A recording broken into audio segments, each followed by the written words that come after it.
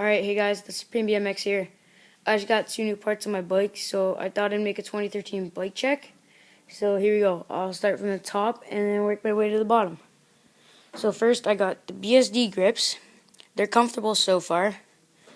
And then I have BSD bar ends, Colt Leader V2 bars, Shadow Conspiracy Ravager FL stem, a Colt headset, a Colt Sect V2 fork, a Duo SVS tire Blue Wall 2.25, a G-Sport birdcage rim, G-Sport, a stolen front hub with stolen nipples and spokes, and then my frame is a stolen center 2011.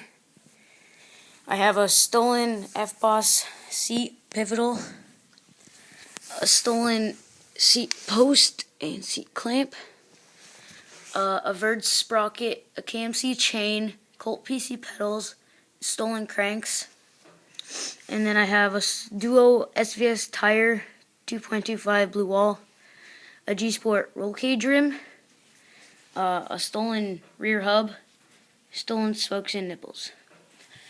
So that's my 2013 bike check. Hope you enjoyed. Like, comment, and subscribe. Now, see ya.